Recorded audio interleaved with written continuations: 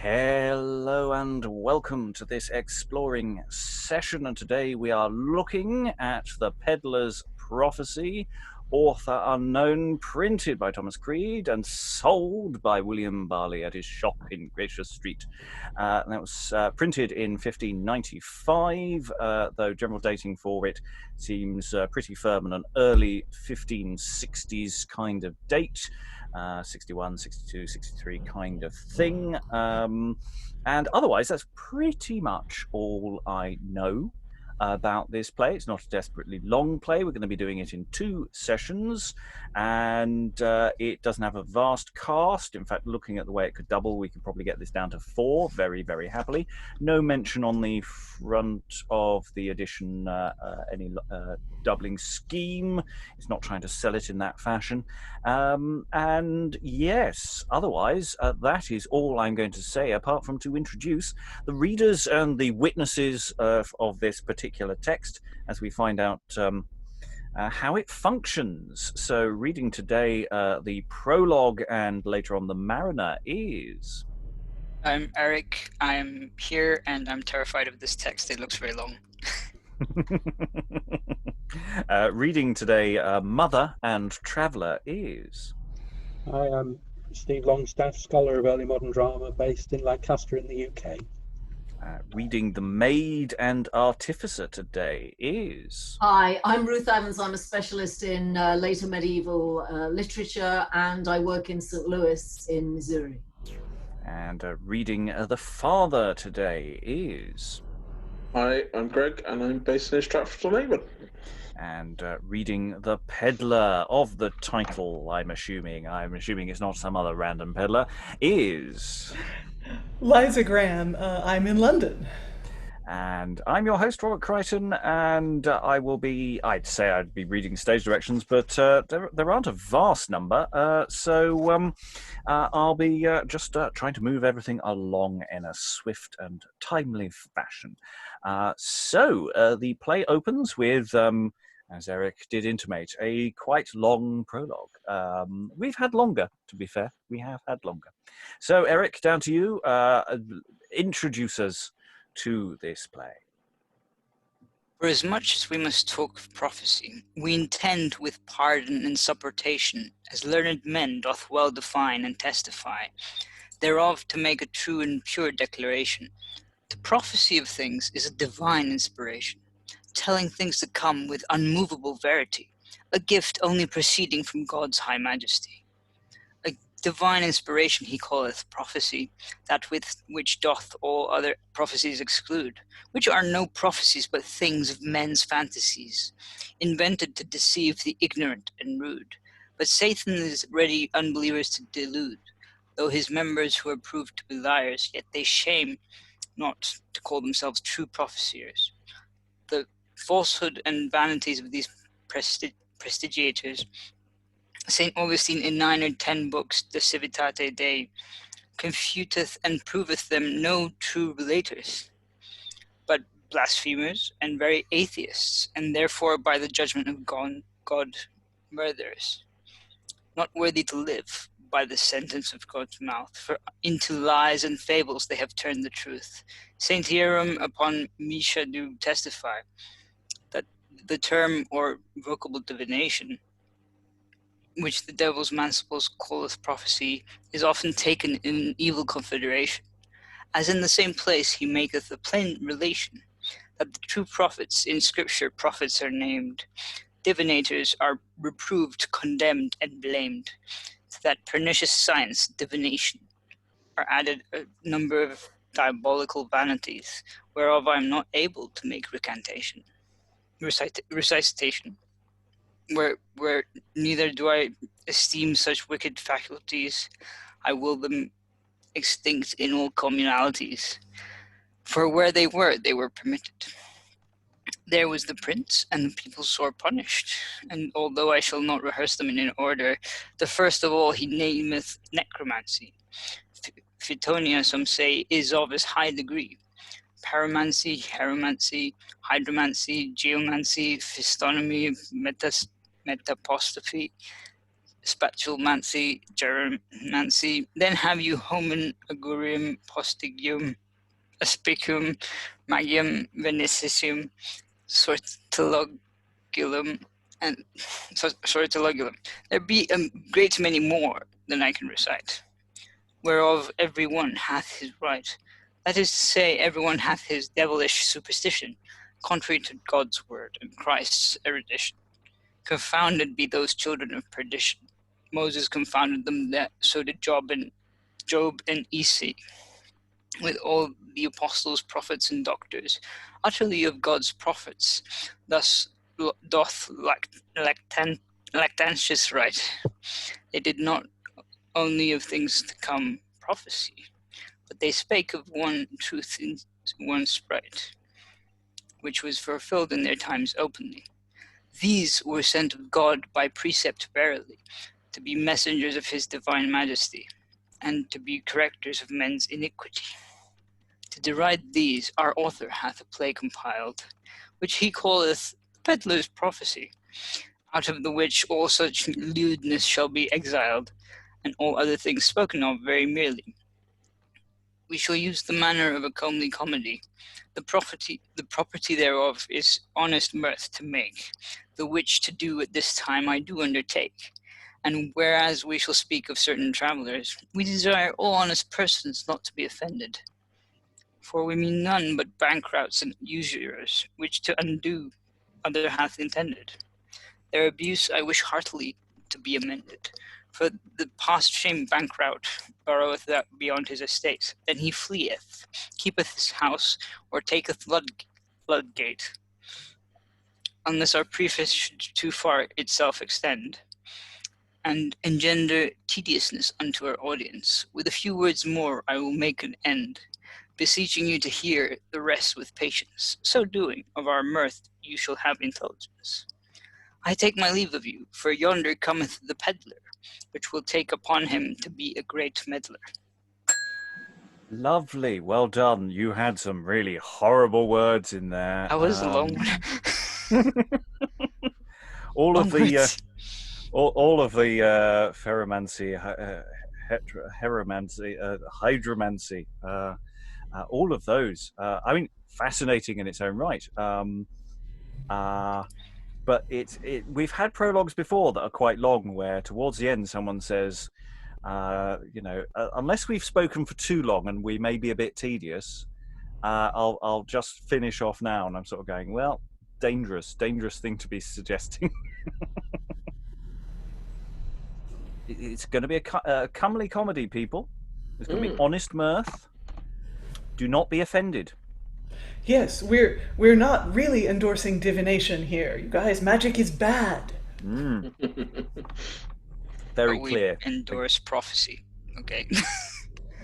Yeah. It's that thing. How do you tell what is a good prophecy and a bad, and how do you, the true prophets and fakers? I always like it when they say St. Augustine in 9 or 10 books. Like going, it was around about that number, I'm sort of thinking this was written down in advance. Presumably you checked, or you could have done. I don't know, printers didn't always indicate chapters. Not always. Other thoughts about this as an opening for a play?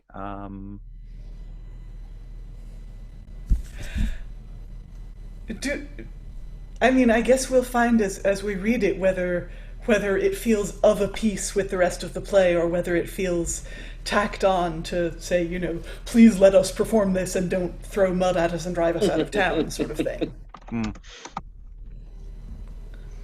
Yeah, it's he gets into his theme, but you can play around with lists and you can make that quite fun as well as serious. This is clearly meant to whet the audience's appetite, so there's probably some room for kind of hamming it up, or particularly that list of hieromancy and so on. Yeah, it's an odd one. It's an odd one. We've had similar like this before, and it's the question of how it now matches up. It's always nice when the prologue sort of semi-introduces the peddler. Ah, here he comes now, just so that you're absolutely clear who it is that's entering. Any additional thoughts about this prologue? Pretty sure half the words are made up, the sort of auspicium and magium beneficit. I'm pretty sure they're not, but like they sound like they're made up words. I don't know, maybe that's just me. I Or think they were just some of hard them to are read. made. I think some of them are made up. I think you're right, Eric. I think they are. Yeah, that's the question. Is mixed in with genuine things. Yeah, I mean, hydromancy and geomancy are genuine. Yeah. That makes sense. So maybe as it goes on, is spatulamancy. You see, there's the words. I it just immediately speaks of a prop. Yeah. Sounds like somebody doing the kitchen, but yes. Yeah, well, he's a peddler, you see, so he might have pots and pans. So it's the sort of logical follow-on from that thought. I don't know. That's Prediction via spatula. I predict that these pancakes are going to be really hard to turn over. But also just like the alliteration and like the rhyme is just hard to get. Well, not hard to get through, but I mean like sort of. How do you even memorize that to perform it? It's just like. It's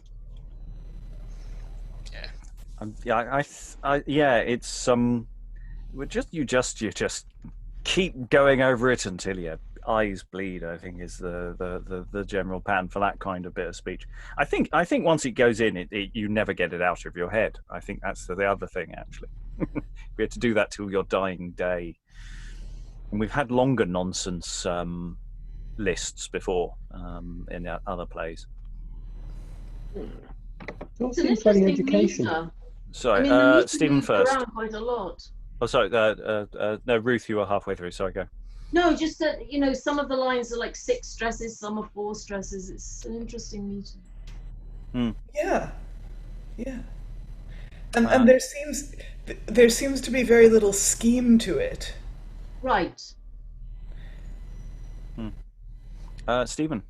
Well, it reminds me a bit of some of those didactic mid-century plays that we looked at, which were, we were saying, oh, this would work really well as a PowerPoint, this bit, a TED talk. And if I remember correctly, we did sort of muse about the influence of children's plays on this kind of thing, or whether these had something to do with children, part of an educational process. It seems a really, I don't know, we'll see, I suppose, but it's Pedlar's Prophecy would seem to me not to be quite as educational as this seemed to be. And I just wonder, in terms of the audience expectations, Ruth said, I wonder what people are set up for by this. Are they sort of drinking it all in, all this information? And if they are, what kind of play do they think they're going to get? I love the idea of the PowerPoint presentation. I think, divinators are reproved, condemned, and blamed. That one flies out. That would be good. There's no... It's sort of, we've moved on from the medieval era in that they don't call on the audience to sit down and shut up. Yeah. They just start right in. Yes. And they don't seem to be really aiming to get money to, go around the audience and say, give me your money. Yeah, it feels like the event has been organised suitably, that Yes. Everyone is in place. They know what they're there for. No free bar. Also bar, yeah. Okay, we've speculated a lot on very little evidence. Let's gather some more as we go into scene 1. I don't know if it's actually marked as scene 1, but it is clearly a scene 1. As the peddler enters. Oh, this heavy pack. It is so heavy it hath almost broke my back. Weary. Nay, I was never so weary since I passed Caroulla's ferry. Time it is to set it down. Would to God I were near some good town. A penny for a pot of drink. I shall die for thirst. Truly, I think, a great way have I gone since I drank 14 mile beyond the Scottish bank. Few pedlars take such pain. I'm fain to buy all my ware in Spain. Because I would have all my ware good, sometimes I pass unto Jason's wood. Under the pool Antarctic there I was, whereas I spake with the mighty Atlas, of whom for money I had a passport, that through Caelum Imperium I might resort from thence unto Primum Mobile. There bought I a stone called Idac Toi, in the which there is a spirit enclosed, whom truly, when I am disposed, I can tell what is laid or done. From under the constellation of the moon unto the centre of the earth, indeed, whither I purpose to go with speed. To Caelum Aquinum I came from thence, and there bestowed I the most of my pence. Yet, to tell you the truth of the matter, I was almost perished with water. Time it was to call for a boat. 3 days in the water I stood up to the throat. Yet as hard as the world went there, to fill up my pack I bought more gear. There bought I a stone called Calbrates. Oh, happy is he that hath such a stone. I tell you that thousands cannot get one. For this stone giveth wisdom, honor, and grace, and defendeth from perils in every place. If that with Diostorides you could speak, your mind unto him you might break. And to pass thence I had commandment. Then came I unto the firmament, and to pass thence I had commandment. Saturn was angry and very fierce. The causes why I will not now rehearse. Jupiter could not pacify the cause. Then Mars eased them with Stafford laws. Sol engendered such a sort of flies so that they had almost bitten out mine eyes. Then passed I by Venus, Mercury, and the moon, from whence I came yesterday at noon. Yet as hard as the world was there, to fill up my pack I bought more gear. A stone I bought, which Tenya they call. This stone hath the best property of all, for it will make him to speak that is dumb, and be able to tell of things to come. This stone I bear under my tongue alway, so that I can tell what they do or say. Well, up with my pack and get me hence. There is no remedy, I must trudge for small pence. Coney skins, maids, coney skins, maid. Yonder cometh one, I am well paid. I'm just going to pause there because there's so much in that that's fascinating. Is the peddler's primary selling item here stones? Is he trying to, with all this elaborate, long journey, gods, etc., a way of upselling pebbles? These are really good pebbles. Yeah. Crystals. Yes! Crystals for wellness. He's a new age peddler. Yeah. Yeah. But it's just that seems to be. I mean, obviously, he's really exaggerating everything and telling these tall tales, or maybe it's all true. Maybe it's all true. I don't know. Well, it's really interesting. I mean, it lays out your cosmography of the time pretty neatly. Primum Mobile is the furthest out you can get from Earth. That's where the prime mover, God, is. Often on maps of the time, it's often represented as like a giant crank with a cogwheel that's like turning the Earth. And then we go to the sphere of water. God divided the waters of heaven from the earth. And then we go to the firmament, where the fixed stars are, and then we go to the planets.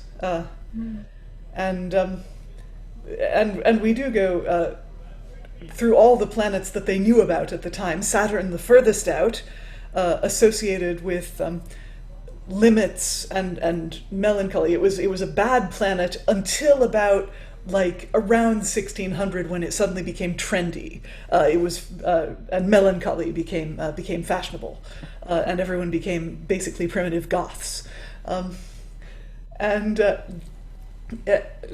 get Saturn, we get Jupiter, Mars, then the Sun, then Venus, Mercury, and the Moon, which all orbit around the Earth, obviously. Of course, yes. So we all know about the way the heavens function. I mean, this is all perfectly natural, logical stuff. Yeah. And what did the peddler do on this trip through the heavens? He went shopping.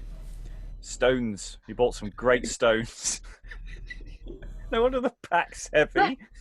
But one of the stones he obviously uses, it's part of his whole show, because he has this stone he puts under his tongue that gives him some gift of the gab or something. And isn't that right? Yes. It confers eloquence. It's from the planet Ricola. But also enables him to interpret things, so I can tell what they do or say. Yeah, I guess that's the MacGuffin that lets him be a prophet as well as a peddler. Yeah. It will make him to speak that is dumb and be able to tell of things to come. Eloquence and foresight. Yeah. It's a really, really fun thing. I was wondering when he says a penny for a pot of drink, I was wondering if that was appeal to the audience saying, anyone want to buy me around? I wasn't sure if it was. It didn't necessarily quite flow. That may have been my fault. No, well, the punctuation is very odd, so there's an awful lot. It's not that there's the punctuation that's there is necessarily wrong. It's just there's an awful lot that should be there that isn't. But that's just the nature of the text as we get it, really. Karoulla's ferry is another hint there, I suppose, unless there is a ferry that has a similar type name. Okay, any other thoughts on the room? I really enjoyed that. Love it. Yeah. Well, every character so far, there's only been 2, but they seem to introduce like the next one. I don't know if this is a trend that happens with like most plays, but it's just like, hey, look, so and so is coming. Yeah, if only to remind the so-and-so that they're supposed to be on. Yeah, these guys, they worked from cue scripts. So often your cue line is like, here's someone coming, or who is this person?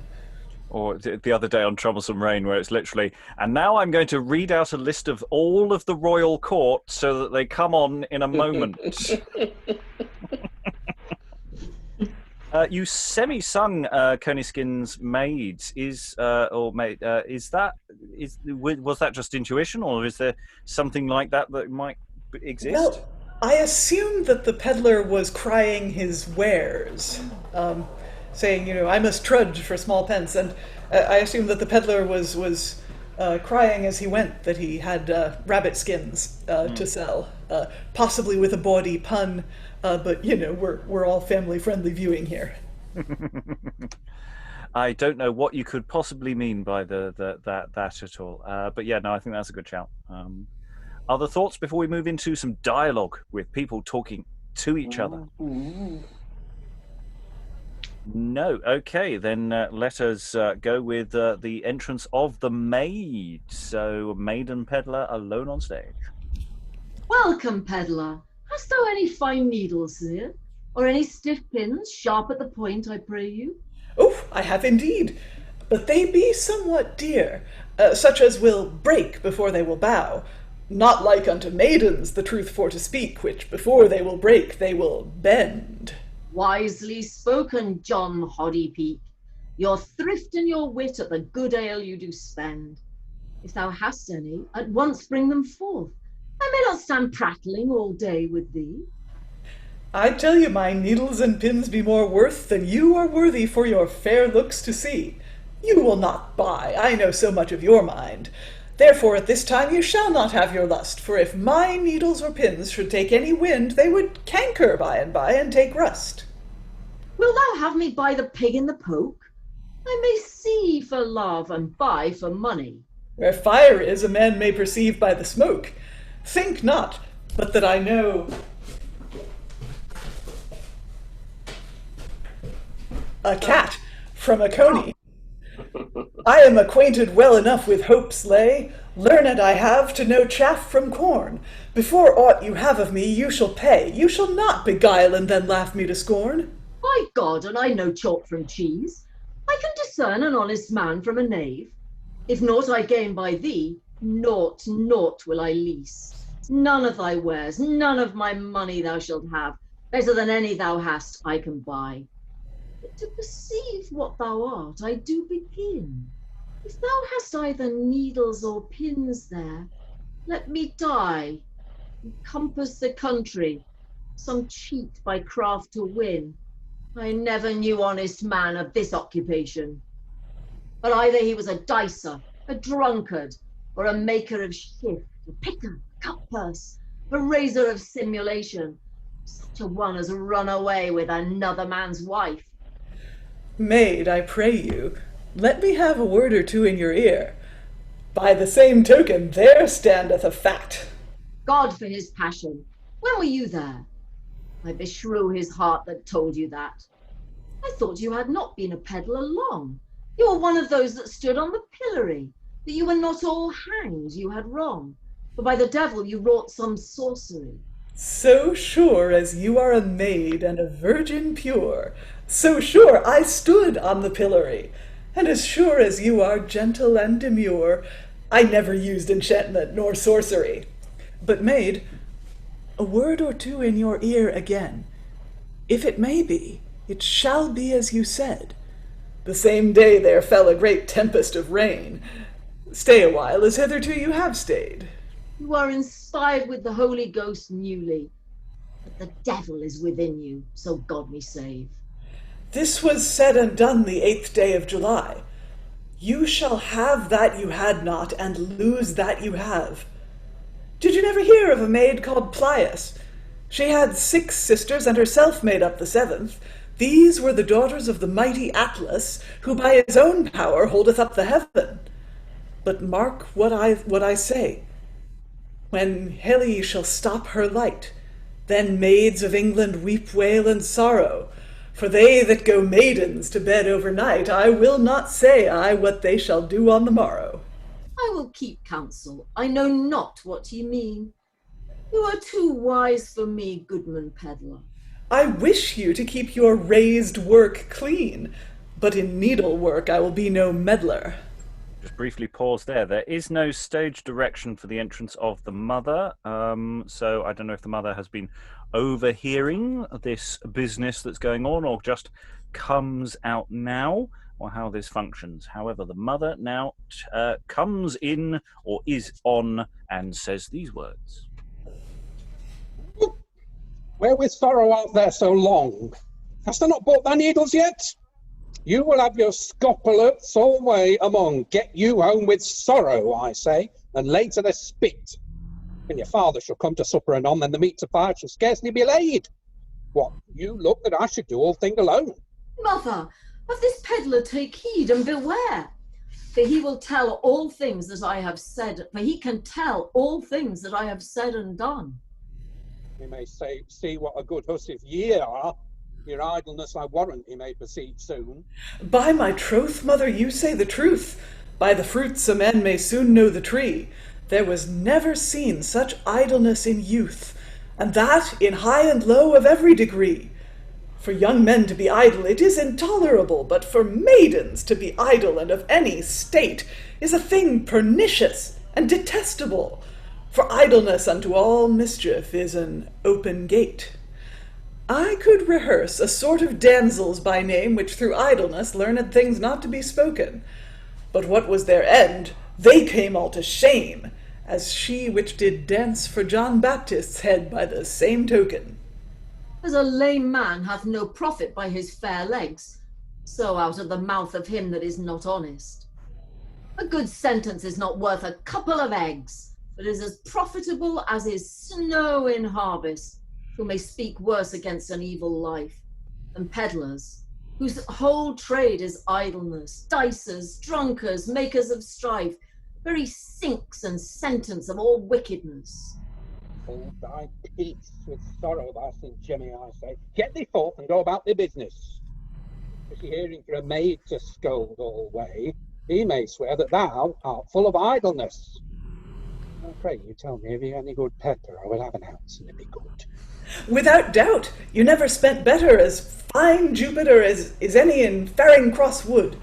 But I pray you, let me answer your daughter. Of her, I tell you, you may have very great joy. She is yours, and you have dearly bought her, but yet you must bid her beware of one evil toy. Well, maid, I pray you, let me see your hand. I will keep counsel, I swear by mine honesty. Say what thou wilt, thou shalt not see my hand, for in thee is neither manners nor modesty. He may see your hand, Puddy, so he may. I cry you mercy, as angry as a thing of naught. He shall see no hand of mine here today. I am as I am, and as you have me upbrought. I can tell as much by your face and look as I can tell by looking at the lines of your hand.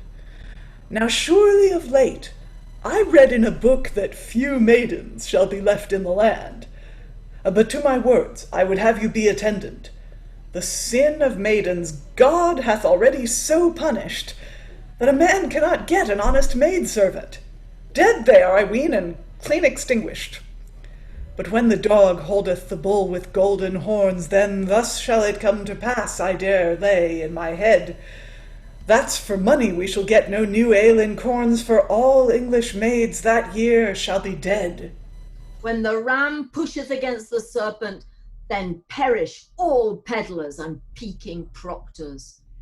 The day will come that the lion will be servant, then take heed all dreamers and doting doctors. Passion of God, now I'm put to my trump.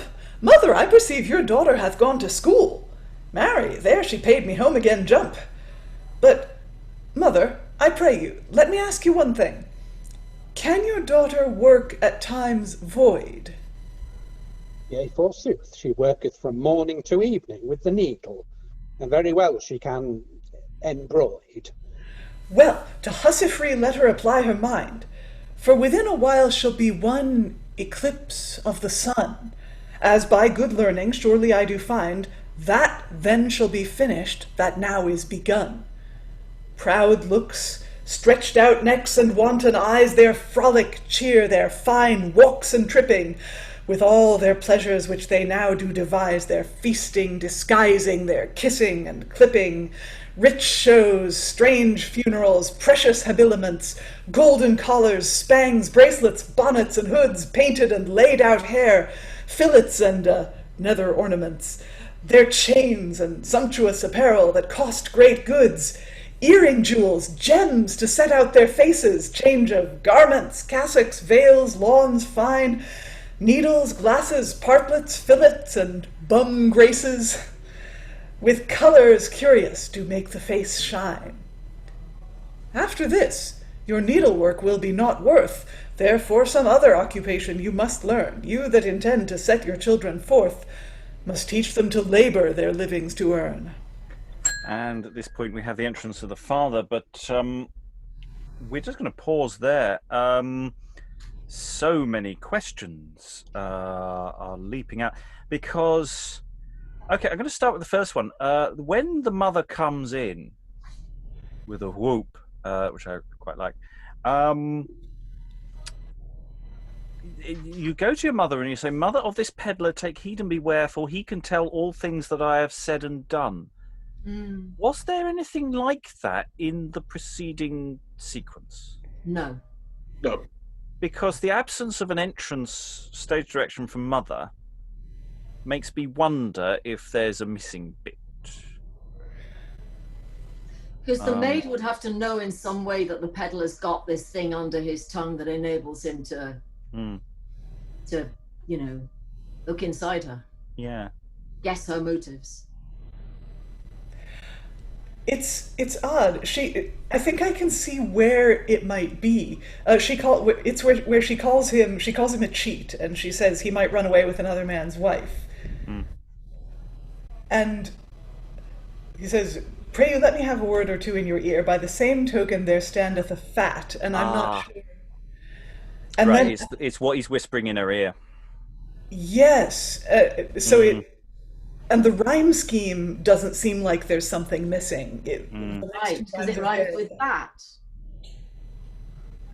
Yeah, fat for that. But yeah, there's moments of whispering in her ear. Yes, I'd forgotten that. No, that's absolutely right. So what she's saying, he's saying to her, we don't know, but it's something that makes her get afraid in some And if way. I'd had 2 brain cells, I'd have brought that out and made it clearer. Sorry, guys. No, I think this is a genuinely difficult text to get what's going on, because every so often it really comes alive and there's wonderful lines, but the overall thrust of it's very diffuse, and I am struggling to sort of follow the ebb and flow of what's actually going on. I mean, apart from the broad brushstrokes of naughty peddler trying to do predictions and trying to sell. I love the mother when she.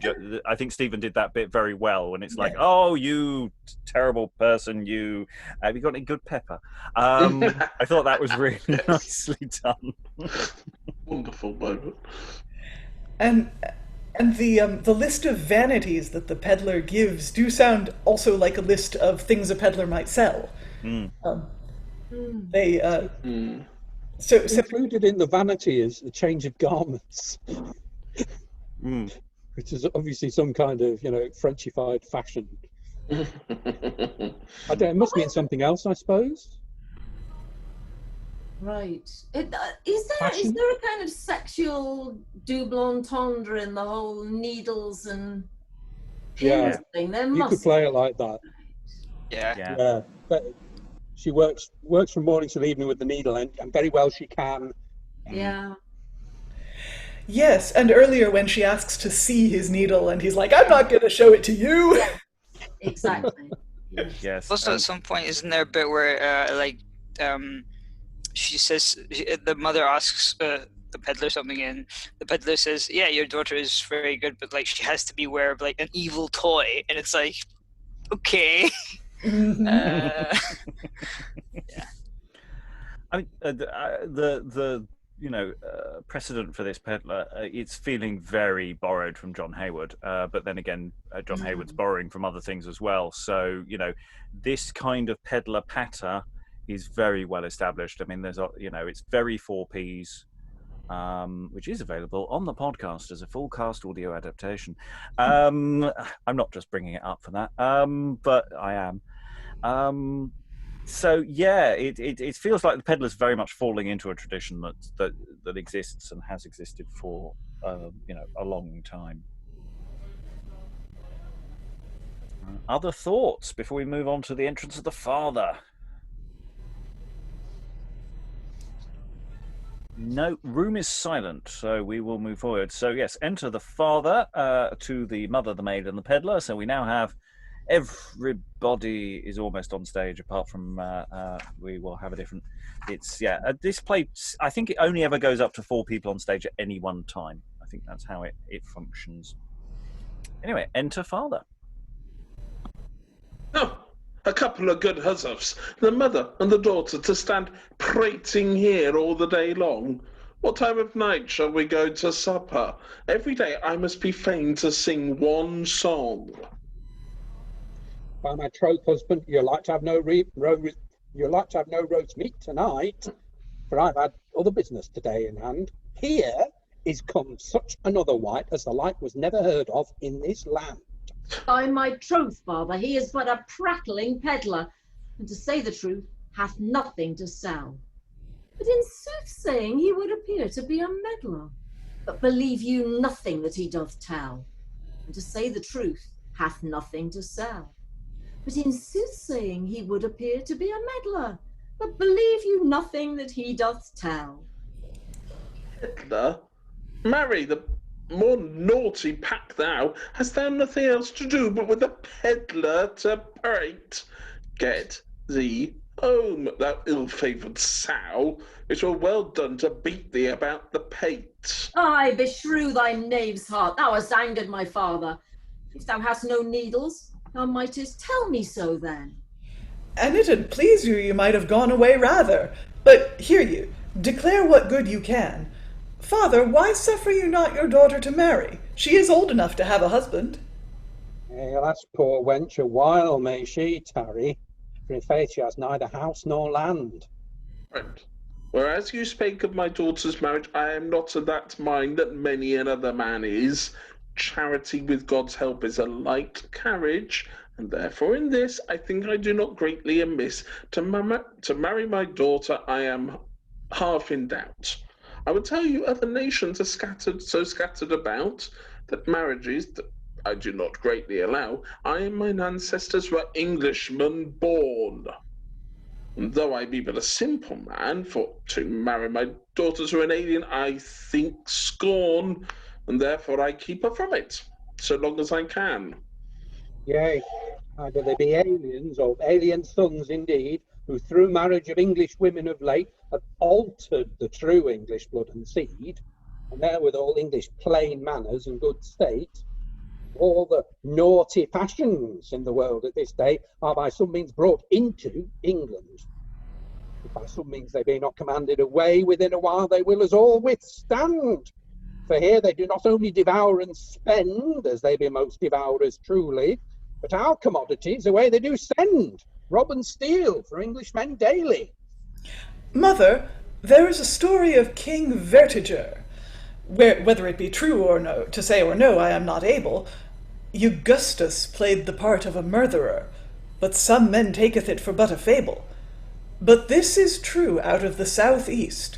Cain cometh before and shall come again, a strange, horrible, and monstrous beast, by whom all old women shall be devoured plain. Now, mother, so God help me, they that will believe him is worse than mad. The womanhood of your daughter here I do see. I say no more. Of mine honesty it is too bad. By your honesty, a man may you as soon believe, as I will do a dog when he sweareth by his Christendom. A stopping morsel to you anon I will give. I will be even with you, I swear by my halidom. Is there such a beast as you spoke of? Will it devour none but women that will be old? I promise you, mother, I do not scoff. Dreadful he is, and horrible to behold.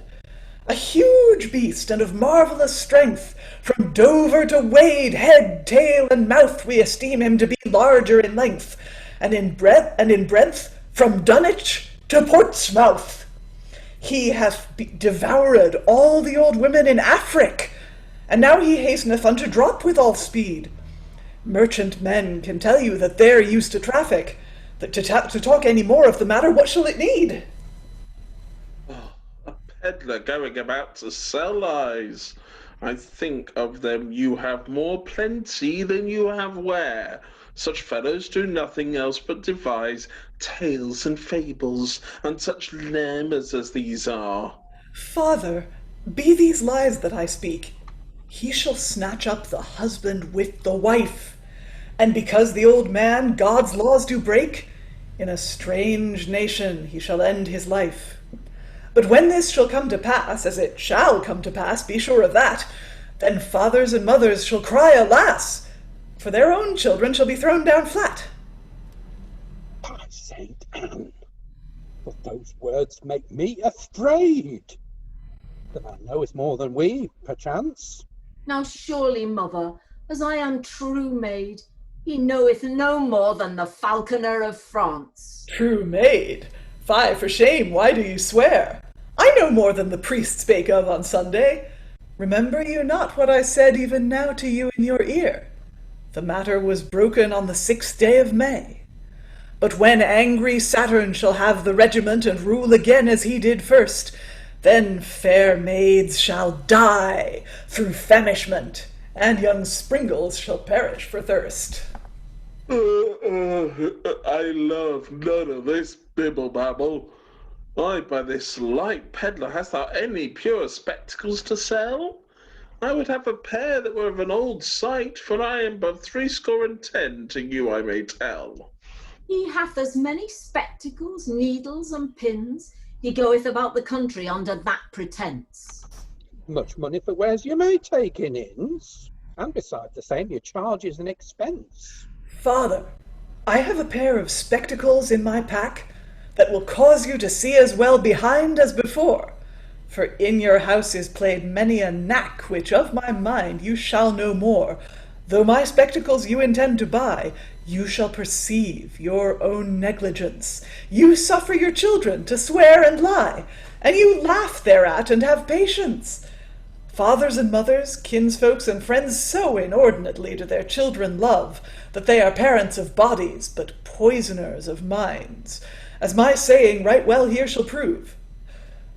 But when Phoebus shall enter into the lion, there shall be such a great burning heat that shall burn up your children every one, and they that be left on live strange gotches shall eat. Parents and masters in this most mirth truly shall be caught up with a sudden ravishment. Look for this in the month of July. Ramnasia will not delay her punishment. Good Lord, have mercy on us all. Husband, I pray you bid him home to our house. He shall be welcome, but our cheer is but small.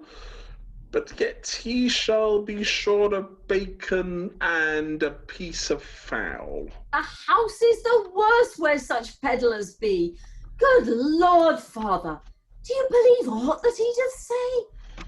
I marvel what goodness in him you do see. He shall not come in our house, truly, if I may. I thank you, surely, with all my heart. I will go home with you with a good will. Of all that is in my pack you shall have part. For of physic, I tell you, I can good skill. My God, young man, come and welcome heartily. You care not greatly what my daughter saith. Although she speak to you somewhat angrily, yet I warrant you she meaneth no very good faith. No, by my troth, I cannot bear anger long. Mine anger is soon come and soon gone. Then I pray you, let us have a song in token that we be friends and all as one. Now, by my troth, because you speak of a song, oh, when I was young, I passed the loch, and pleasant nightingale, like an angel I would have sung, and especially when my throat had been well washed with good ale. Then, is that me or the mother? Well, that's the question. It's down the original as Pedlar, but it seems to make more sense as the mother. I was just wanted to get your opinion. Let's try it as mother and see how it sounds. Then a song of the peddler now let us have. You know you rest, and when you shall come in. Then let us sing, the peddler is a knave. When you will, peddler, you may begin. And they sing a song. The peddler is a knave, presumably. Yeah, I'm really in two minds about that peddler mother line. Thoughts on the room? Yeah, if the peddler said it, it would sort of make sense for his back and forth with the maid. But then, but then it also makes, I don't know, it could be either way. If I was directing, I'd say both try it and then we'll pick. Yeah. Neither convinced. I mean, we were talking about. I was talking about earlier about being a bit confused, but not confused. But you know, the point of this is confusion. You know, the peddler's game is basically to bamboozle these people to the point of submission, where they'll invite him in for dinner. He doesn't seem to be actively trying to sell anything yet. He's trying to get them into a mindset where they will buy first. Mm. Yeah, it's kind of cunning of him right at the beginning of his dialogue with the maid to refuse to show her his needles. He's like, no, you're not really going to spend any money, and if I open the pack, they'll get rusty. But I'm getting the idea that he doesn't actually have any needles at all. He's not got anything to sell. He's just I think he's just got. It's just his rocks. He's just got his rock collection. Look, they're really nice rocks, okay? Oh dear. Sorry. Yeah, no, go, Greg. I don't know, and I may have been reading that completely wrong, but I loved the father's mourning of the passing of his voice. The fact that he, to me, I don't know if lark is above a nightingale in pitch, but that was almost how I sort of felt it was going. It was like, I was once all the way up here, now I'm down here, and then I was down here, and I wanted to sing like an angel. And I just love that. I was mourning for the breaking of your voice. Yeah, no, I think you're right. So yeah, let's talk about the nature of the stories, shall we say, that the peddler is selling. as part of the distraction, and what it says about the mother and father, that they lap it up, because this is I think one of those elements that the script wranglers have thrown up. So yeah, and the nature of who the mother is as well. I mean, Stephen, it's you got the mother part. There's a sort of panto dame quality to her actually that worked quite well. Thoughts? Yeah, you kind of get the feeling that he's like, the peddler is so entitled that he's helped himself to the daughter. Basically, he's invited himself to their house somehow, but like through manipulation, not like through direct sort of, not asking for things directly. I can't help think. Sorry. Yeah, no, go, Stephen. I can't help thinking of memes. All this astrology stuff. There's some quite sensible stuff here in this world, and then there's this wacko conspiracy stuff that they're lapping up. It's like he's some kind of evil Facebook post person. There's some actual stuff in there, and then there's all the stuff around it. I can't remember who said it, but getting them more gullible, which is, I've heard, that in about 3 months this is going to happen, and I've heard this and I've heard that. That's exactly what, if you're too online, you come across this stuff. And it's all part of kind of softening you up. So maybe the prophecies are the kind of, bad memes of the 16th century or something. Yeah. The thing is, the peddler molds his pitch to what the father and mother themselves, volunteer. They volunteer themselves in those two speeches. As Little Englanders, really. And then the peddler builds on that by stoking up fear. That seems to be what he's doing. Liza? The prophecies are so far a real mixed bag, as it were. You get your sort of quasi-biblical apocalyptic stuff. You get your cosmic planetary weirdness. You get your just straight up WTF, like a giant monster is going to come and devour all the old women, and then you get your sort of quack doctoring and your palmistry. And they're lapping it up. I mean, or at least the mother initially is. The father sort of gets turned around to it. I mean, he says he doesn't believe any of it, but he's sort of. I think change mid, just like 3 words into a speech. I think I can't remember what the because he sort of goes, "I love none of this bibble babble," but then in the next sentence goes, "Oh, but have you got a pair of spectacles?" Yeah, it's exactly the same thing the mother did earlier, of going, "Oh, get away from my daughter, you fiend. Do you have any pepper?" Yeah, I mean, it feels like this is character satire of certain types with this. I don't know if that's fair or not. The maid does a real turnaround, though, doesn't she? Because her whole thing is to be cynical about the peddler, and then suddenly, mine anger is soon come and soon gone, as if she's, I can't work out whether that's because she's been softened up or what. It's very strange. She does that really swift change. Yeah. I guess we'll see as we go on. We'll see if that continues. It may be a tactic on her part. Who knows? I read it as a bit of just a sigh of just, oh, I give up. Yes, you could do that. Okay, yeah, he's got mom and dad to join his Facebook group. I guess I can't do it. But she is on the peddler's side, when you will peddler, you may begin. I mean, she suddenly gets on side. But she is singing, she does volunteer the song, "The Peddler is a Knave." Right. So it sounds like, she's trying to subvert the situation. The maid's really strong. I like her a lot. She knows what she's about, the maid. And I guess, I wonder, it would be interesting to workshop this and just see how much of it is genuine hostility and how much is playful banter. Right. Yeah. They're also a family, aren't they? I mean, I was thinking of a bit of George and Nell in Burning Pestle, you know, where there's some sort of quite complex sometimes negotiating between the different personalities. That, you know, maybe the father is a bit less gung-ho than the mother, but they have to get on with the daughter, and there's a sort of family rubbing up against one another but rubbing along with one another. And you know, the easiest thing seems to be, let's take him home. The father doesn't say, gosh, yes, I believe I'm going to be picked up like Godzilla and you're going to be squashed under his foot, Maid.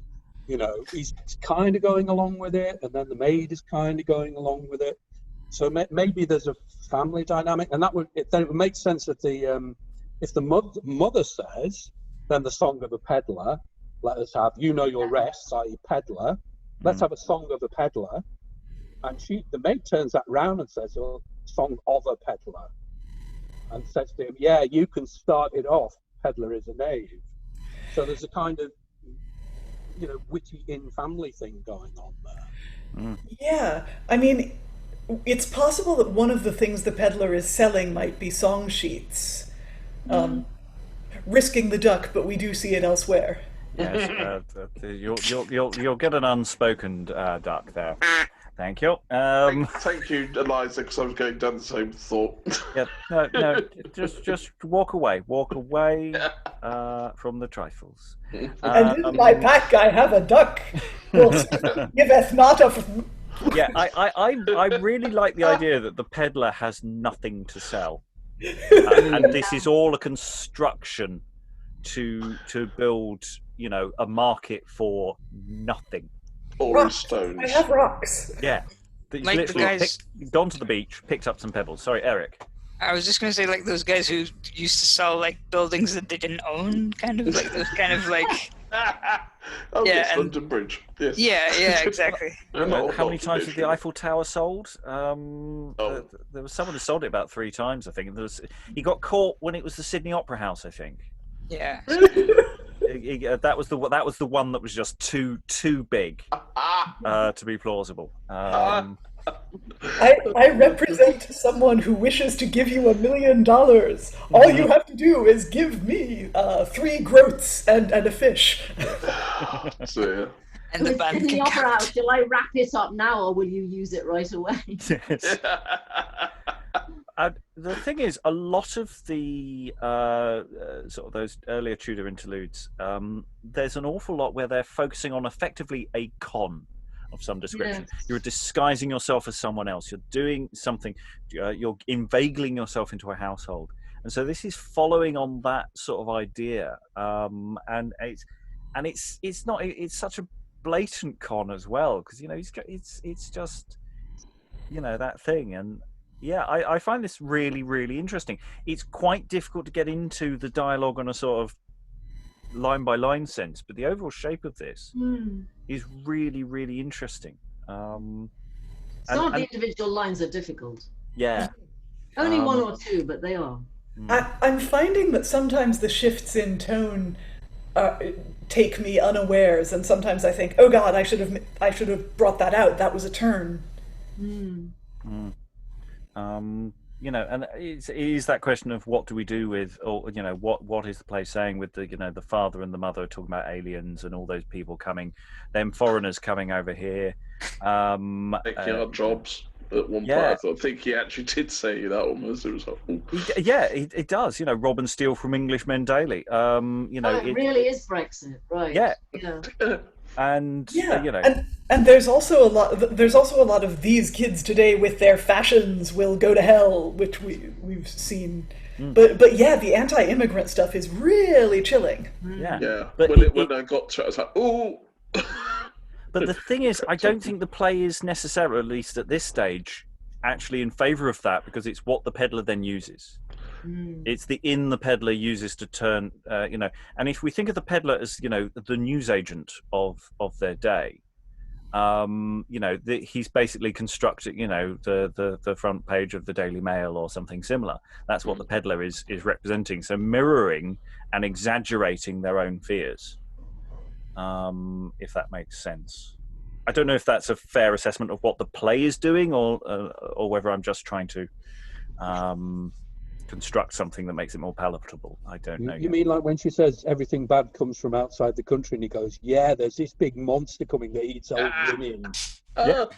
Hordes of things coming for you. Yeah, giant monsters. Godzilla! Oh no, wait. Quite like the idea of twisting that dialogue and make it Godzilla, actually. Well, what you could do is you could take your rubber Godzilla out of your peddler's pack and be like,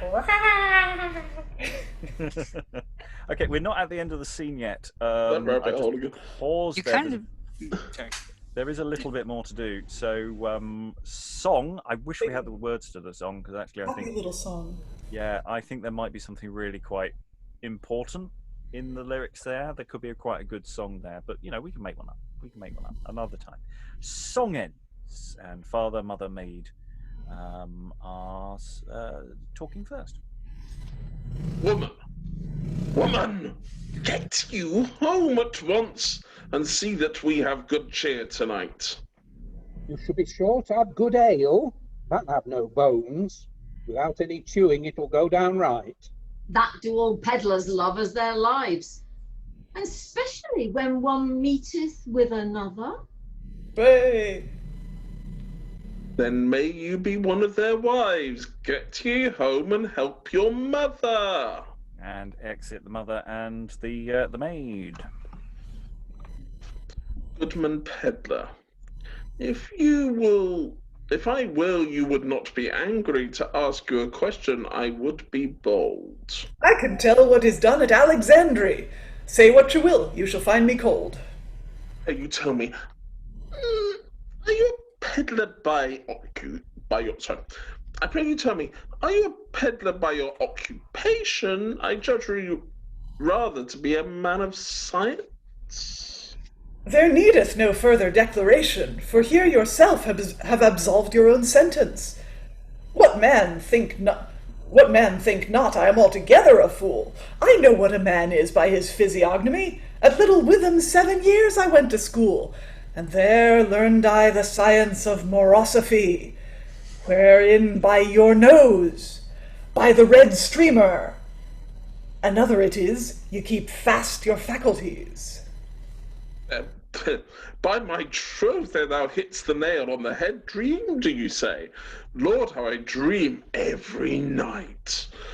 Sometime I dream that I am dead, and sometime that I am young, lusty, and light. Father, many times you're in a strange taking, and namely when you should be in quiet. You dream sometimes being broad waking, for the bright sunlight is not for old men's diet. But do you dream, Father, do you say? Lord, Lord, that is a true prophecy, as touching that there is one doth inveigh and faith, that a boy of 100-year-old shall die. We have 100 year? Marry, sir, here is a toy. By God, Pedlar, all that thou sayest is not true. How can one of 100th year be a boy that is all like as an old garment could be a new? The eldest that be were sometime boys, wherein they followed their own sensual will. If men of great age use the same toys, what are they else but very boys still?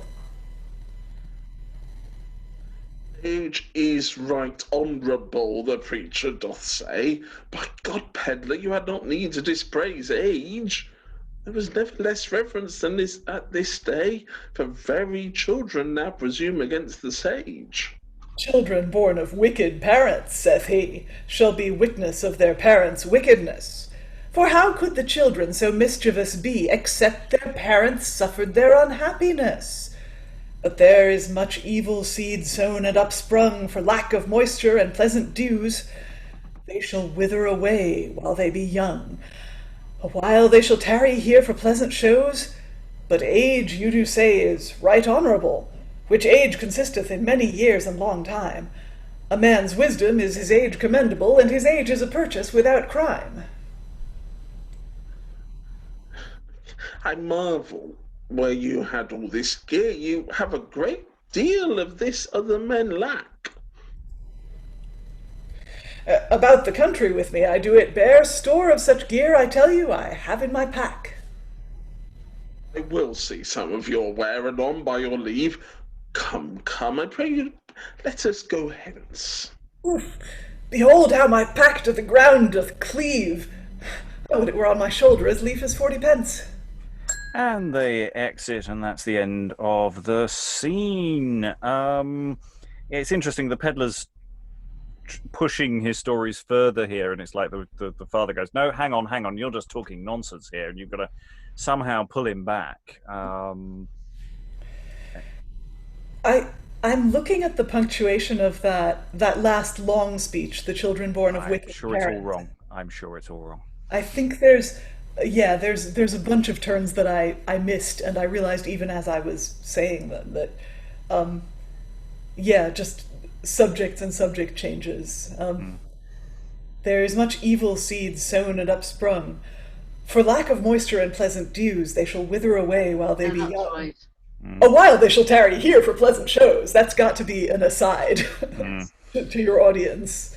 And then he pats the father on the back. Yes, age, you may say, is right honourable.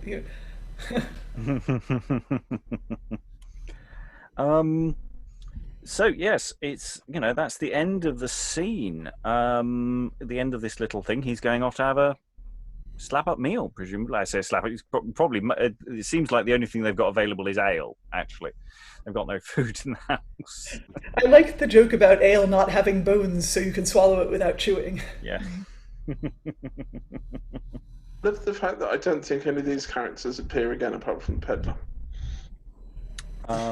Well, that's something for another day to find out. Let's. Who knows? Who knows? Yeah, you're right. They don't turn up again. I thought they didn't. Don't forget, I'm not here tomorrow. Yeah, Pedlar 2, Revenge of the Pedlar. Yeah. The Pedlar franchise. Yeah, we do essentially have three, unrelated scenes with, peddler business tying it all together. But, the peddler presumably leaves here having sold lots of rocks. Going back to a line, and I'm being slightly dumb here, probably. There was an interesting line about this. I thought you were a man of science. That I said, but then there was a line about fool, and where is it? I am altogether what man. Yeah, I was just curious. It was an interesting line from the father. I thought I did think about natural fools and whatever it is, but I think I read that wrong. Moros is Latin for fool. Sorry? Yeah, I really like that. Moros is Latin for fool, so it's literally philosophy. Yeah. That seems to be a point where he actually does say pretty explicitly to an audience, I really am swindling these people, because he keeps up the act and then he kind of just lets the mask slip there. I learned the science of morosity. I wondered if there might be some lines missing after by your nose, because what I would have expected to say, wherein by your nose I can tell something about you. Yeah, there's something next to your nose that you keep your faculties in. If the nose is the red streamer, but I have no idea what the thing next to the nose is. Maybe that's the point. Oh, maybe it's you hit because the father says you hit the nail on the head. Maybe he's like, I don't know. Yeah, the red streamer, because presumably he's got a very red nose, perhaps runny nose kind of thing. From drinking. Yeah. But I don't see a rhyme for streamer, and maybe one of the missing line ends in dreamer, because then the father talks about his dreams, and it seems like a non sequitur. Yeah. Mm. Yeah. I you know, it's Yeah, that seems a line missing. yeah. I mean, it's possible that we've not picked up some of the lines. We had an accidental repeat of 3 earlier, we did try and check and get as many in, because there are different versions available, than one of which didn't have several lines. So it might be that something's got missing, or that's just the nature of the text as it's come to us. That's one to double check. There's 2. There could be 2 lines because the rhymes. It's a 4-line rhyme scheme. Yeah. Yes. So we could have streamer. You know, streamer is the A, and faculties is the B. So we're missing 2 lines. another B and another A. But God knows what rhymes with faculties. Faculties. Cheese. Cheese. Ease. Well, science doesn't really rhyme with sentences. I was going to say difficulty, but I mean, you know. Okay, any other thoughts before we're going to just sort of skim into the next scene. We're not going to have time to finish it probably today, but we're going to get as far as we get and try and find a logical point to stop in the dialogue. So scene 2, we have the entrance of a mariner. Mariner, tell the audience or us who you are. I am a mariner by science and art, and have used the seas a long space. Whereas I have had troubles enough for my part, yet I have escaped all dangers. I thank God of his grace. Few men alive, I suppose, at this day, that have travelled further than I have done. Therefore, somewhat of my mind anon I will say, as shall be declared more plainly soon. Of 2 things in the mean season I will complain. First is of the scarcity of good mariners, and that those few to learn do disdain, of such as both cunning and good artificers, whereupon some taketh upon them to be maisters, whereas yet they never were learners diligent. Such of many men are the waycasters, for will is their wisdom, and their knowledge is ire impatient. If that in any science it is needful to be expert, it in this requireth great intelligence. For some may on both lives and goods subvert, which guideth without wit and experience. Too much proof of this we have had of late. Therefore with whom men doth venture, let them take heed. For though the swallow be much to prate, yet her notes are most unpleasant indeed. Enter the traveller. God send me better luck in this voyage than I've had this 6 or 7 years. If I have no better fortune in this passage, I may go learn to box with a pair of shears. I'm glad to see you, Master Mariner. I would little have thought to have found you here. I'm glad to see you also, Master Traveller. Tell me, how do you nowadays? I pray you, what cheer? Thank God I have my health reasonably. We are so nicked in our customs these days that it pincheth a great sort unreasonably, and causeth many one to find another delays. Masters, we know what belongeth unto merchandise, but it behoveth us your counsels to keep. You are wise enough to practice your enterprise. You must wake when other men doth sleep. Is not 20 shillings well given to save £20? And if it be £10, I trow you will not greatly stick to save and get means. A new way may be found before you be rubbed. See, you do not kick. By the mass, it is not as you do think, for officers so diligently do wait, that neither for love nor money they will wink. Narrowly they look, and always lay bait. Before the harm of the wound, see you do not complain. For merchants they were never so rich as now they be. The whole substance of the realm do contain. How they flow in possessions every man see. You speak of such as are merchants indeed, which in all places have their factors. If this country help not, another doth speed. Doubtless such men are rich and notable actors, but as for such as I am, young men, travellers which are compelled to travel for their gain, we're in worse case than any other artificers. But that I say, able to prove I can. There was not so many bankrupts this 100 year in times past, The sea hath enriched many a man, for what causes of late, it doth appear. In times past, men were content with mediocrity. They would no more borrow than they thought to pay, for they that will presume above their ability mull by diverse means fall into decay.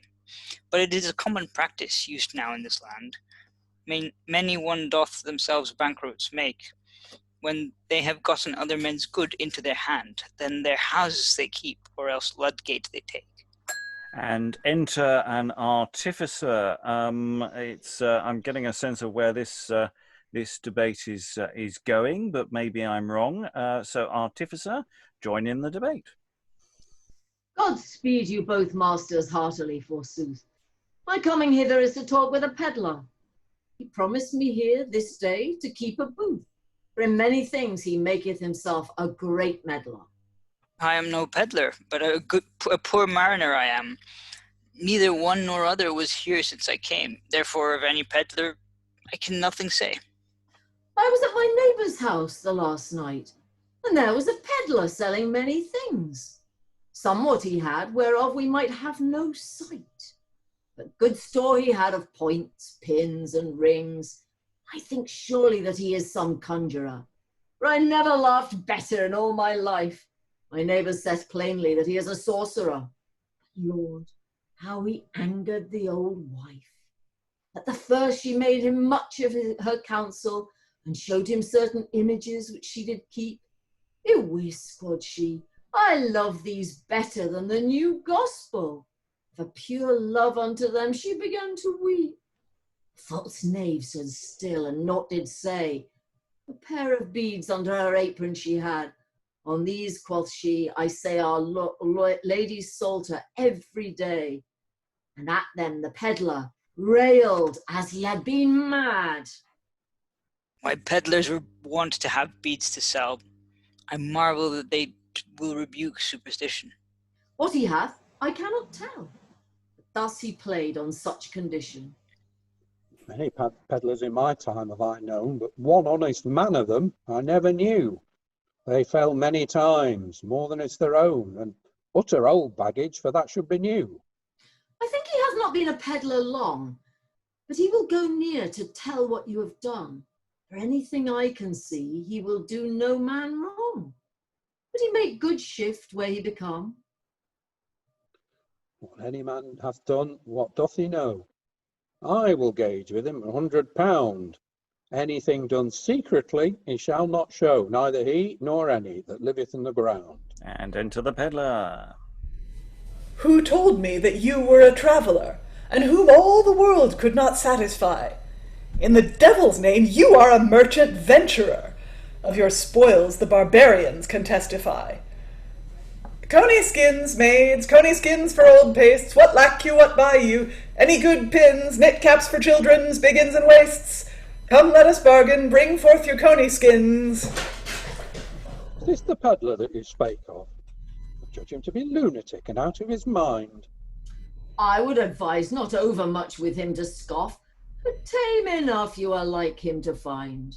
And what care I for 1,000 varlets? My God, I advise him not me to abuse. Oh, what will you give for a pack of good scarlets? Other will be glad if them ye refuse. In faith I mock not, why look you big? What, man, I came hither to be merry. In your lifetime ye have not known a livelier twig. I will say nothing that shall make you angry. You are welcome hither, friend, I dare undertake. You spake of a pack of scarlets, even now. I tell you, here are they that are able money to make. Are you able to perform them? How say you? I spake it, but I promised it not yet. What will you give for a truss of cloth of tissue? This fellow doth appear to be out of his wit, a runagate in whom is little virtue. Friend, dispraise no further than you may dispraise. But what he doth, man, neither you nor I do know. There be too many such runagates at these days. All the whole world with such idle persons doth flow. By my troth, you say very truth. The truth with your own mouth is verified. The most of your sort are idle from their youth.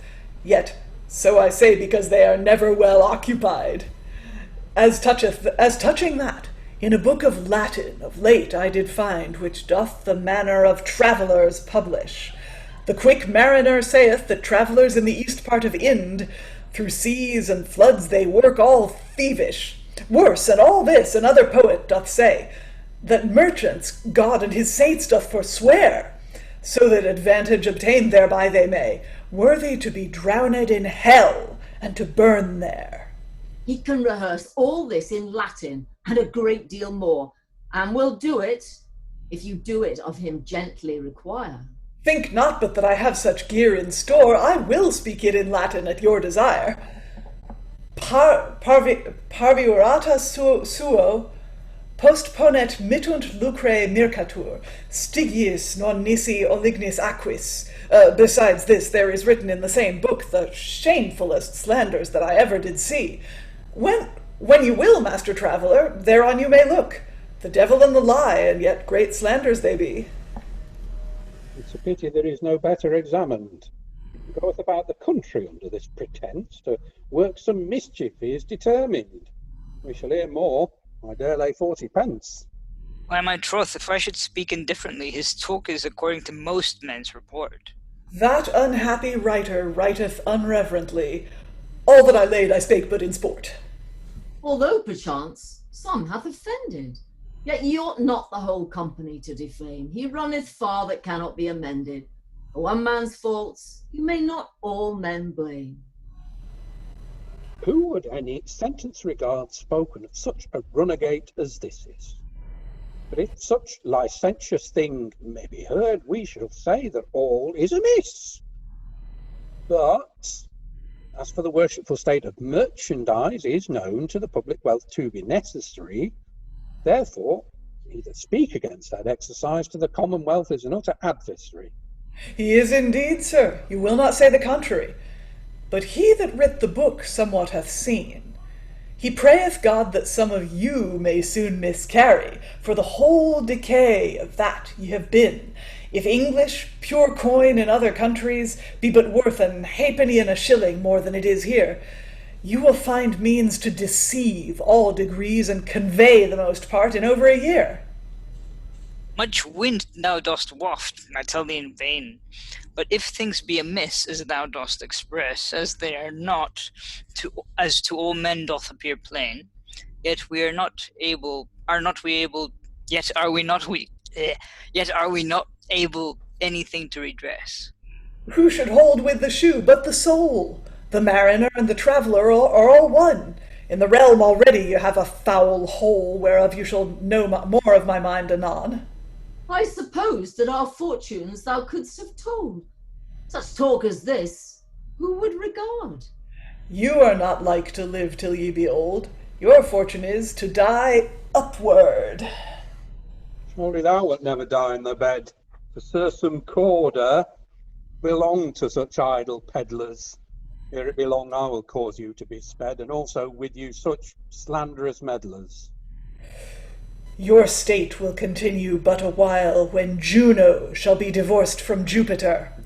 Then for pride, covetousness, excess, and guile shall perish every venturing traveller. There shall not be left one merchant, saith he, and no man shall buy your merchandise any more. That time will come that thus it shall be. Therefore, evil-gotten goods do you again restore.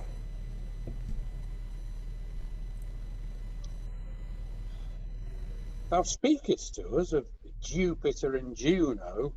Let us know what thou meanest thereby. Thou shalt declare thy sayings before thou go, or else thy words again recant and deny. Jupiter over a far country, Creta was a king. Juno, the daughter of Saturnus, was his wife. Unchaste was he, and wrought many an evil thing. Therefore, between them two, there was an evil life. I love none of these lying poets indeed. I marvel what favour to them men can have. But they do nothing else but men's minds with vanities feed, and hinder our faith, which should our souls save. Look, what I have said I will say, and say again, that for pride, covetousness, and excess, all the travellers from Armenia or the highest mountain in 1 hour shall lose their substance and riches. Zephyrus with horrible blasts shall blow. The heart of the sea shall eat up your treasure. And the huge waves shall all ships overthrow. They shall be drowned at all their pleasures. I will tell you also, when that shall come to pass, when the daughter of Pluto shall reign over all, also when the daughter of Alcaron shall guide Midas, then by and by shall merchants have a great fall. Such fellows going abroad the country make many simple folks them to believe. Yea, and with a few lies bond and free he deceiveth, and are glad money to give. By such shifts he uttereth much wear. I've heard him say now more than ever I heard him say. Let him say what he will, I do not care. I suppose here is none that doth his saying greatly weigh. Words weigh not, but are light and fly in the wind. But mark when words shall be turned into fire. Then words full heavy you are like to find, for that shall fall upon you that did upon Tyre. If such hard chances happen unto travellers, to lose their lives and goods as thou dost prophesy, what shall happen to us that be mariners? We are like to be consumed in all our ships utterly. When Bacchus was disposed to sail unto Naxion, the mariners promised to bring him thither, but they returned toward another nation, purposing of him to make a spoil together. They thought to have sold Bacchus for money, but he, being a god, prophesied their treachery, turned into gall that they had made honey, and anon justly recompensed their injury. Their tacklings and cables they turned into serpents, their other ballasting into tigers and all beasts else. He wreathed the mariners of their mischievous intents, threw them into the sea, and turned them into mackerels. Therefore the Son of Man joineth you together. A garment, they say, shall perish with the sleeves, at such a time as you do not consider. This man is with the Holy Ghost is inspired, but the devil within him is no doubt. I trust to see such cold prophets fired, before your false and prattling prophecies be brought about. If things amiss were by penance amended, the plagues of God devised he would withhold. The pedlar, in my judgment, hath not offended. In that of plagues to come, he hath us told. Hang him, knave, hang him! Who made him privy of God's counsel? Why, you whoreson villain, what have we brought unto the land? 40,000 enemies to the crown, the deadly poison of hell. Mark what I have said, and thereto I will stand. I leave to speak of that which away you do carry, I mean coin, and by fraud, craft, and guile. I will not speak of all, fear lest I do vary, but God will recompense it within a while. Jews, Russians, Moors, Turks, and Tartarians, with these you have mixed the Virgin's people, Anabaptists, libertines, Epicureans, and Arians, infinite of these your country to enfeeble. The maidens, men may go learn to pick a sallet. Houses for money they can none get, meat nor drink. Poor craftsmen are compelled to take a bag and wallet. But for your great sins, Tyre shall shortly sink. The devil of lie that is, such a number of aliens, and that of all nations are come hither to dwell. As he said, even Jews and barbarians, so that the realm is like to be made another hell. Oh, I speak not of this realm, you take me amiss. All my talk is of the noble city of Tyre. There shall not be left a man against the wall to piss, and those that plagues consume not shall be destroyed with fire. I confess one God, the blessed Trinity, God the Father, God the Son, and God the Holy Ghost. This God intendeth shortly to make a triplicity whereby shall be consumed from the least to the most. But this I say to you, Master Mariner. You are skilled well, you say, in astronomy of the state of Charles Wain. You are not to learn, where Artificer hideth his physiognomy.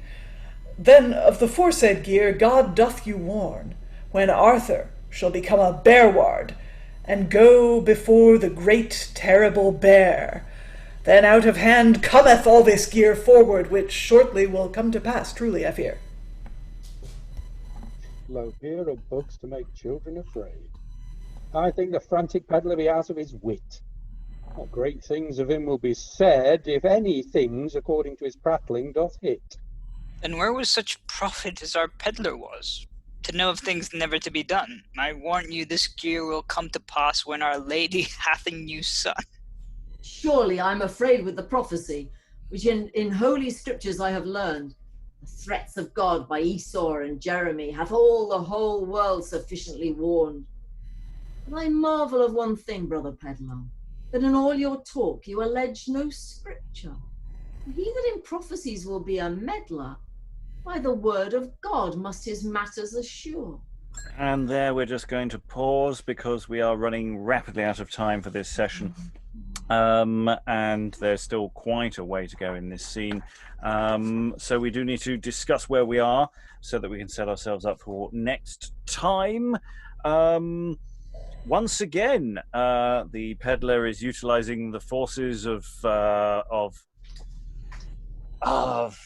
well, just general fear-mongering to divide and conquer. It's interesting when you're talking about the book, you know, that book of Latin you did of late, where you're immediately sort of setting the people you're talking to against each other, at least in theory. I mean, I don't think that's fully followed through.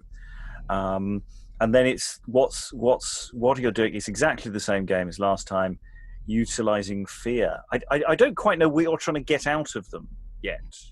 Yeah, I haven't actually offered to sell them anything. I've just come and prophesied their doom and been essentially 1580s Nigel Farage or something. And it's interesting. The Artificer is definitely a Little Britain guy. Yeah. I mean, the Traveller is obviously very, very anti-Pedlar, and the Artificer seems quite pro. Yeah. It's like 2 against 2, kind of. Mariner and Traveller against like the Artificer and the Pedlar, which is kind of weird. And yes, you've got this. The you know, they know of him before their meeting. We know, why are they talking to each other? What is the location of this scene, and why are they talking to each other? And you know, what are they talking about before he comes in? So just general thoughts. What's going on, I think, is the question at the moment. I'm not quite narrowing down. There's no scene. I mean, there's no stage directions that indicate scenes. You know, we could be at the docks, or we just don't know, or London. Yeah, it does seem to be something like that. Is the Traveller about to take ship with the Mariner? Is that what's about to happen? Or has just come from a journey? It makes more sense that they're about to leave on a journey. So maybe the Pedlar is going to try and nab passage. God, can you imagine being on a boat for 6 months with this guy? That's the thing, is he tries to turn around the people who are very much against him by using the people who are with him. He's not interested in just turning the people who are already on his side. It's weird when what the Artificer says about the Pedlar having spent about the Pedlar's night, presumably with the family we saw in the last scene, that the wife turns out to be a secret Catholic. Yeah. And the Pedlar turns out to be very much against that. Yeah. Yeah, there's all sorts of really curious things. I mean, there's another thing, you know, when we could talk about, you know, the Pedlar stirring up hatred, but of course you could argue that the text is just suspicious of any kind of outsider, because, you know, the Pedlar is an outside figure. And so it's a really weird question about what this play is trying to do, which I don't think we've nailed yet. There's a question about the Traveller, whether he's a traveller or a merchant, and he's a young man who just likes traveling, and the Mariner and the Pedlar both seem to think he's a merchant which is somehow morally less good. Yeah, I mean, I said earlier, I mentioned the Hayward play, the Four Ps, and this is where we sort of feel like we're sashaying into another one, into Gentleness and Nobility at times. It feels like it's riffing on these kinds of plays, though with slightly less focus.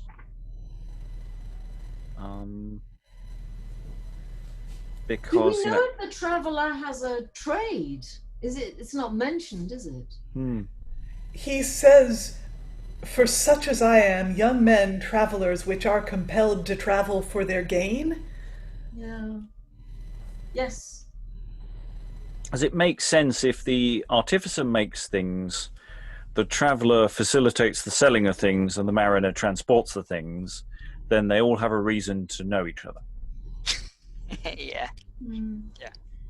That sounds like Ocean's 13, except like with in the 16th century. Ocean's 3. Yeah. Everyone else is off in the wing.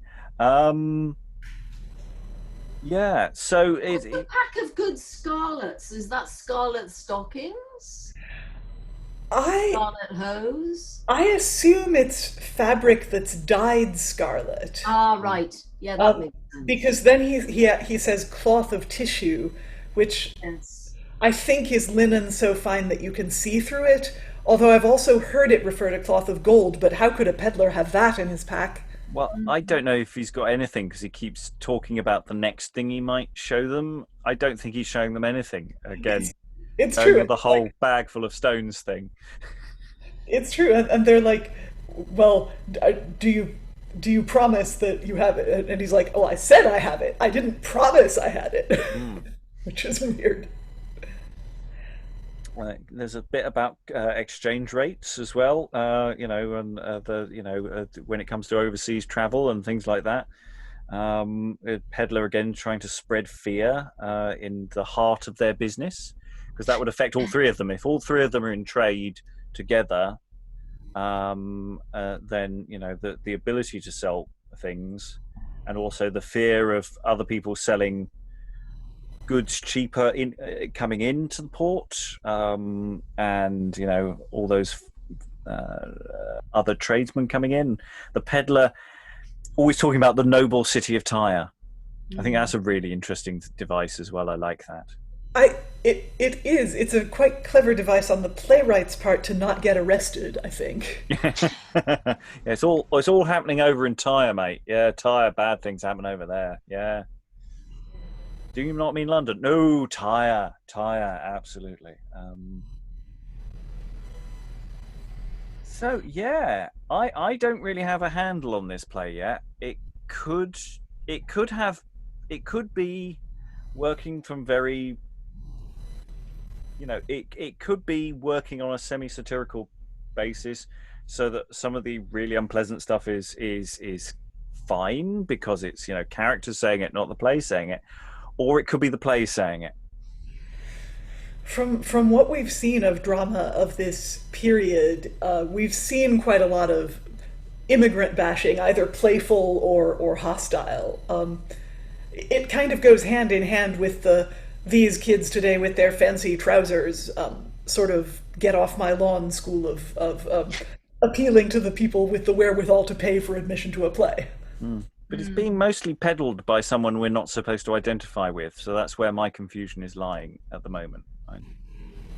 He's completely inscrutable, though, isn't he, the Pedlar? I mean, normally there's some kind of reveal. Like, on the play we're doing this afternoon, people were sort of dropping asides in, or in a more conventional morality structure, it would, we would have two levels, but really, all we get is what we see, and he's always grifting.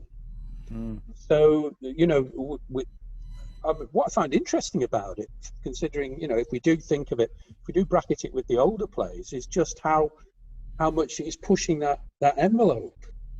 Okay, yeah, we get that he's doing this sting, but why? What's going on? And that seems to me to be I mean, maybe I've just not been involved in enough plays, but it seems to be a really interesting experiment. I wonder if there's a bit of in-period coding that we're missing. Yeah, I wonder about that too.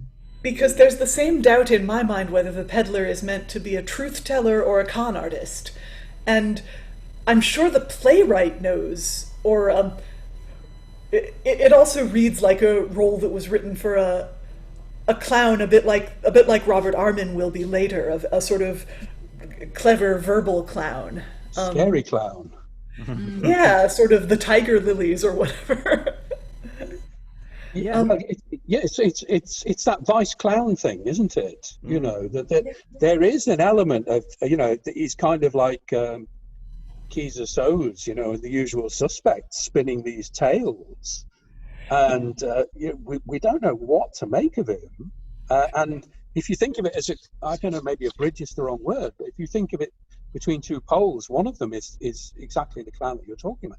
But people would have been really, really used to the vice as well. And there's a kind of interesting melding going on, I think. It's true, but then the peddler says that he suddenly, like from talking about Greek mythology, he makes a sudden turn and just says, no, I believe in God. And Right. what are we to make of that? Because unfortunately with that, we're not going to get to that bit of text today. I mean, that's going to be something to discover tomorrow. And yes, it's... Yeah, I think you're right. It's one of these things that seems to be happening in the 1560s where all bets are off as to what plays are doing.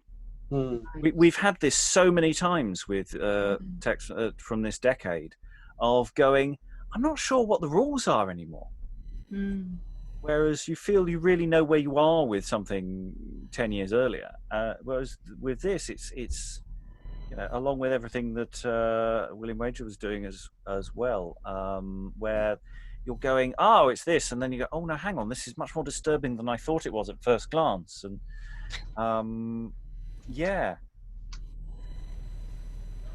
To me, the peddler seems a bit like a Loki character, like a trickster that might be going too far, but we don't know it yet. Yeah. It's as we slowly peel off numbers as the evening wears on.